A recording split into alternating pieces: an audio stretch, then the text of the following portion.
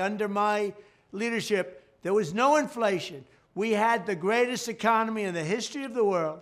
It's time to tell crooked Joe Biden, you're fired. I guess since it worked over and over again on his reality show, Donald Trump figures he could revive the "you're fired" line against Joe Biden to convince voters that he's an economic god. But sometimes facts get in the way of politics. Let me just say one thing positive about where we are right now. One thing that Biden said last night that was true. It is true that the United States today has the strongest economy. There's no question about it. If you look at what's happening in Europe today, Germany, Britain, France, if you look at Japan and China, they're not growing. And so it is true that, the way I like to put it, Maria, is we are the least rotten apple in the cart. And that's something that's important to cheer. No, that wasn't some lib analyst that suffers from Trump derangement syndrome, but Steve Moore, who was Trump's own economic advisor. So if and when Trump claims that he's a disgruntled former employee that he really didn't think did so well at his job, everyone should remind him that he advised him throughout what he calls the greatest economy in the history of the world. It's a sight of a feeble Joe Biden talking about shrinkflation, the term he uses, is one of the most ridiculous things this country has ever seen. Shrinkflation is just another way of saying inflation. It means that you're losing a lot of money because these people don't know what they're doing. It was all caused by crooked Joe Biden and the people that surround him, and they are radical left, Marxists and fascists and communists and socialists. We have people running our country, the likes of which we have never seen before. Former president who claims to have overseen the best economy ever claims the most childlike explanation about why Biden's numbers don't compare. His professional analysis was shrinkflation is just another term for inflation, which means you're losing a lot of money. Just believe me. That, right before he went back to tossing out every ism that he could think of to scare supporters into confusion. It's crazy, though, because Biden does do a great job of organizing all those socialists, communists, Marxists, and fascists that surround him and shape his policies. How does that work? Still, though, Trump looks a little bit shaken over the fact that even some Republicans have to admit what's been happening, especially since he had some lofty goals. So we're at 3.3% GDP. I see no reason why we don't go to 4, 5, and even 6%. And I don't want to go beyond that because then I'll be criticized if we don't hit it. There's no reason we shouldn't go to 4 or 5 or even 6% GDP is what he said. So since he did oversee this great economy, you'd assume that he went far beyond 6%.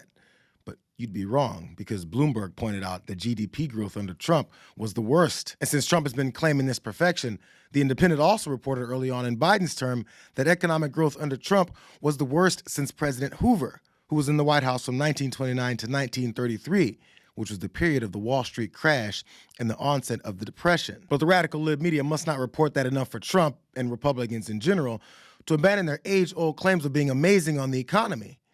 Because the periods of highest GDP growth are all during Democratic administrations. Economic growth has increased more under Democrats than Republicans in every administration for the past 75 years. Those are the facts that the folks in conservative media don't like to admit are real. But they're having a little bit of trouble avoiding these job numbers. You've got the number. We came in at 275,000. Wow. We were only looking for 200,000. That is much hotter than expected. We saw this again. We saw this in January. We saw this in December. We're seeing it again. The unemployment rate went up to 3.9%, higher 3.9%. The expectation was 3.7%. It's odd. They didn't seem very happy for the American people having multiple months of job growth.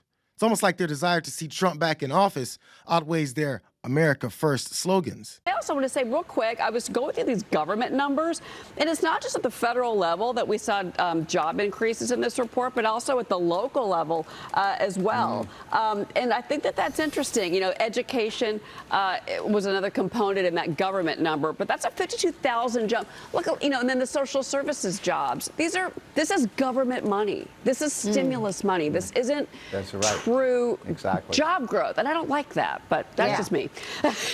Yeah. No, it's not just you, actually. Stimulus has been one of the main issues for the Federal Reserve. Steve Moore, you got a Fed that's trying to get inflation down, but also faced with this tsunami of spending. And Joe Biden doesn't acknowledge it. He's right now trying to forgive more student loan debt. Make no mistake, that's just more stimulus. That will lead further to inflation. So job numbers are up, and to the detriment of the day-to-day lives of workers that are only seen as cogs in the system, their wages didn't grow too much to scare off rich people, leading some economists to figure that the Fed won't be concerned with a strong labor market, which would have led to them to raise the interest rates and drive more inflation. But Foxholes found a way to assume it's all based on what they call stimulus, which they never seem to call the handouts that go to the wealthiest in corporations. Regardless, though, Trump's desperate attempts to spin the latest economic outlook during an election year might be highlighting Biden's continued strategy to boast about it, especially during his State of the Union address. My inherited economy is on the brink. Now our economy is literally the envy of the world. 15 million new jobs in just 3 years, a record, a record. Unemployment at 50-year lows. A record 16 million Americans are starting small businesses, and each one is a literal act of hope. With historic job growth and small business growth for Black and Hispanics and Asian Americans, 800,000 new manufacturing jobs in America and counting. Where is it written we can't be the manufacturing capital of the world? We are, and we will. More people have health insurance today. More people have health insurance today than ever before. The racial wealth gap is as small as it's been in 20 years. Wages keep going up, inflation keeps coming down. Inflation has dropped from 9% to 3%, the lowest in the world, and tending lower.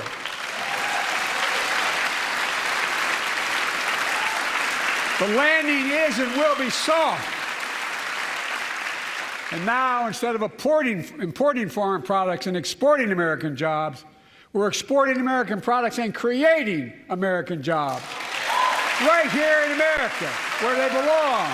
Since the economic discussion has so much nuance and even has conservative pundits reluctantly acknowledging its improvement, it's much easier for Trump to drive his angry and fearful message against immigration instead, which is exactly why he needed his House Republicans to reject any possible legislation that they wanted. What's happened now is a horror show. The country, our country, is being laughed at all over the world. Over the past 3 years, Biden has actively aided and abetted the importation of millions and millions of illegal alien migrants and resettled them into your communities. At any time during the past 3 years, crooked Joe Biden, and he is crooked as you can be and the most incompetent president we've ever had, could have called off the invasion, but to this day, he is keeping the hordes of illegal migrants and illegal aliens pouring into the country. By the time his term is up, we could have close to 20 million people in our country. And we have no idea from where they come. We have no idea who they are. They have no identification. Many come from mental institutions. Many come from prisons. They're terrorists. No matter what Crooked Joe says, his actions prove his priority is to import a colossal new illegal alien population and let them all stay. My priority is securing our border and sending Crooked Joe's illegals back home